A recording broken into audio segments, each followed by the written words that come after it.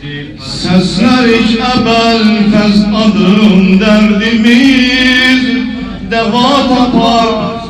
Gerdaqil ola her meriz adına şefa tapar. Seslerik ebel fez adım derdimiz deva tapar. Gerdaqil ola her meriz adına şefa tapar. Allah'ın yanında al ehtiram var. Eşk-i mahidru aramda mekamı var. Ya ebel fez eller ya ebel fez Hazreti Hüseyin eli kaldır. Ya ebel fez aram ya ebel fez ya ebel fez aram ya ebel fez. Soklarım bu alemde vardır sana ağam bir haceti. Sok mezihinin vardı dilden sana muhabbeti.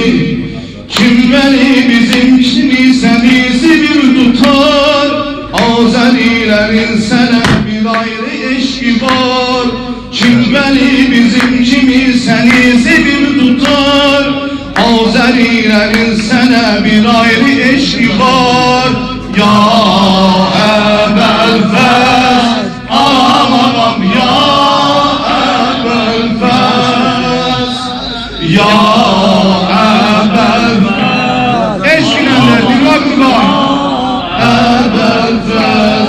Ey sebayetir Kerbela şahine selamimi. İneden fedası mütellerimi meşamimi. Müjde vermenin dilimde sesle ya Hüseyin. Geldi Kerbela vezir nurun eylerin. Müjde vermenin dilimde sesle ya Hüseyin. Geldi Kerbela vezir nurun eylerin. Ya ebel fez aram ya ebel fez ya ebel fez aram ya Hasan. Geldi ta sana yar ola Hüseyin. Leşkerinde ser dar ola Hüseyin. Geldi ta sana yar ola Hüseyin. Leşkerinde ser dar ola Hüseyin. Ebel fez açtı gözün aleme. Eder göğe mi adı zemzeme. Seslenir ahli semaya ekser. Ses ele ya ebel fez aram ya ebel fez. Kurban sana ya ebel fez aram ya ebel fez. Bir de ya ebel fez aram ya kurban sana. Bu iki bende dikkat ediyorum başladı. Öptü gözlerin aldı ta mürteza kucağına. Ebel fez ağa dünyaya gelir. Hazreti Aleyhisselam kucağına alır oğul balası. Dikkat ediyorum. Öptü gözlerin aldı ta mürteza kucağına. Koydu evlerin şövgüyle gönse tek dudağına. Kolların öpende gözyaşına bağlanır. Mürteza cemalı gül misali tek solur. Kolların öpende gözyaşına bağlanır. Mürteza cemalı gül misali tek solur. Ya ebel fez aram ya ebel fez ya ebel fez aram ya. Sen de bir oğul çok vefalısan. Kolların fedam Kerbelalısan. Sen de bir oğul çok vefalısan ebel fez. Kolların fedam Kerbelalısan. Hüseyin'i koyma oğul tek kala, onun da yak birbirinize bala.